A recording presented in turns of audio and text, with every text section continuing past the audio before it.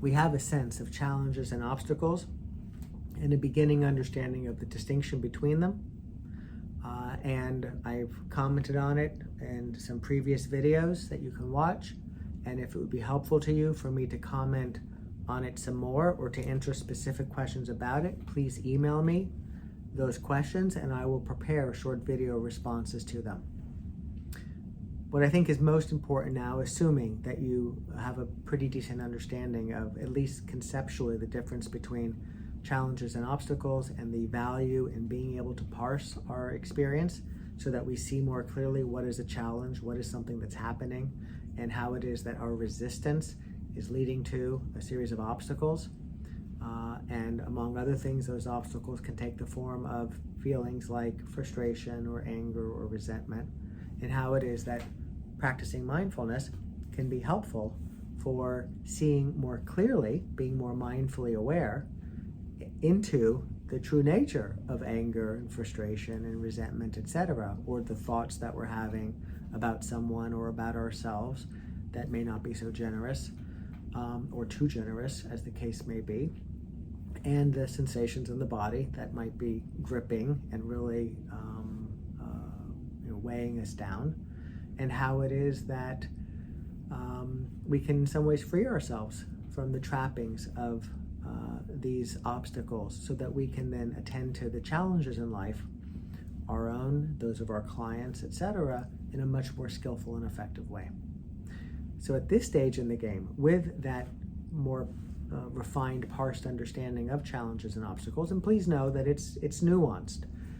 There are things that we might think are challenges that are in fact obstacles, and more likely there's things that we might think are obstacles that are actually in and of themselves challenges. So while as a general rule, obstacles are the things that are happening out there, and challenges and obstacles are what's happening in here, what's happening in here can also be a challenge for which we have obstacles. And so just sharing that to say, to hopefully inspire as you continue to practice and you engage in this work that we're doing, that will become increasingly clear to you from your own direct experience. But with that basic understanding, now let's sort of take out and not start smoking necessarily, but who's this? Sherlock Holmes, right? And now that we are able to go, that thing that them saying that thing was a challenge because I was resisting it, and the real issue here is my resistance in the form of anger or frustration or fear or whatever it may be. And so now, like the Sherlock Holmes that we all are, we begin to investigate. What is frustration? What is anger? What is resentment? What is feeling hopeless? What is feeling an angst in the moment when something happens or we get some news? Take the obstacles that and experience most frequently. Those are the ones to begin to work with, because you're going to run into them a lot, especially if you have your eye out for them. And so this is the piece that I want to share in this video. This now sets us up to investigate the obstacles. And then you might say, how do I investigate the obstacle? Well, the short answer is just sit and pay attention and observe. I could leave it at that.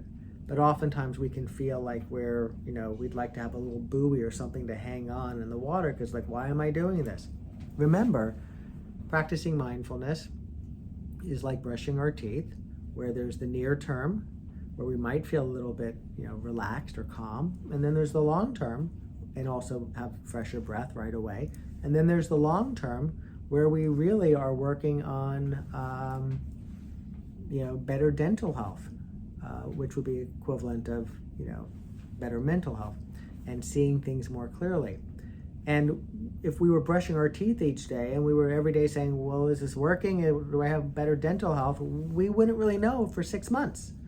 And then when we went to the dentist might say, oh, wow, what a change. What have you been doing? I've been brushing my teeth every day with a fluoride toothpaste or whatever. And so here, it's a little different because it's not like we're spending the semester practicing every day and then we'll see in 6 months what might be different. It's a little bit more complicated than that. The great gift is that you get to see every day how things might be a little different. The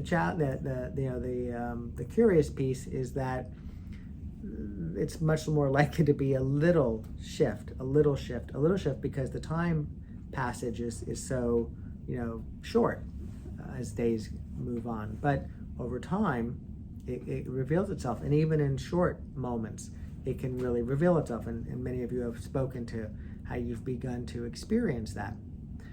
So, with regards to how do we investigate, yes, we sit and we practice, and we know when we practice, when we sit down and rest our attention, however we do it, we will have thoughts, feelings, and sensations. This is the substance of the spiral. This is the substance of snow globe activity. We will have an impulse to react or do something, and that is, again, part of this interior experience that we are witnessing, we are observing, we're noticing, and that's what the practice invites us to do. Which is why it is that if the practice is a little challenging, yeah, right, because the thoughts, feelings, and sensations they weren't so pleasing or easy. So it makes sense that it would feel a little bit. But what we're learning to do with practice is to sort of, like clouds passing over the sky, just there they go, there they go, there they go. We don't want to turn away from them necessarily, but we don't want to get sucked into them. And this is a practice. This is why we're practicing. But some of the let's just say Sherlock Holmes or the master sleuth were talking to us and giving us pointers. He might say something like, well, what is frustration? And this is where your investigation really moves forward, or pick the obstacle. I'm just picking frustration. What is it? Well, if you pay attention in the midst of feeling frustrated, you'll notice other feelings. That's good to know. That's not good to know so we can figure something out. There's that, but let's not get there. We may not even need to get there. There's other feelings.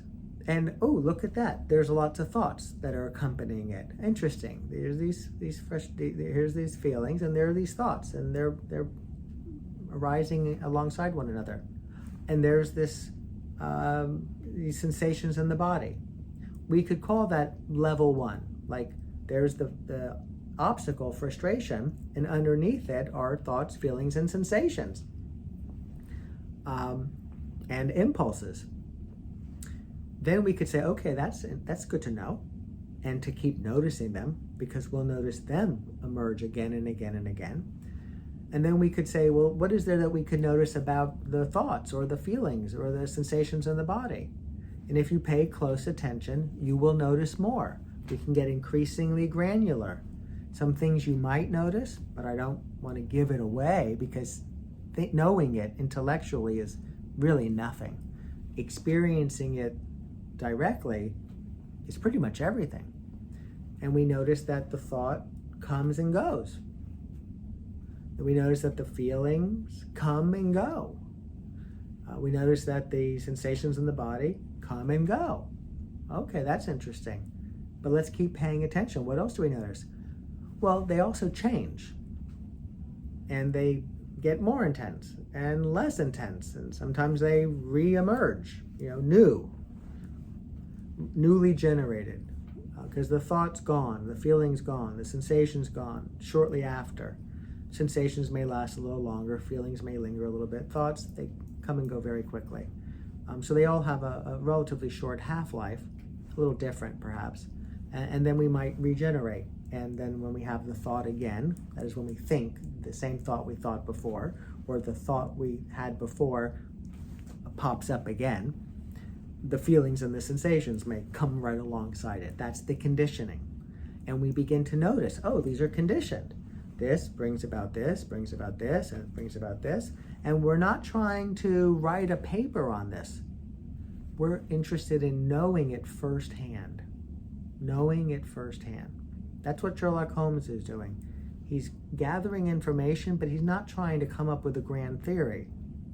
He's sort of waiting. He knows that the answer will emerge, that insight will emerge. He's just gathering the data.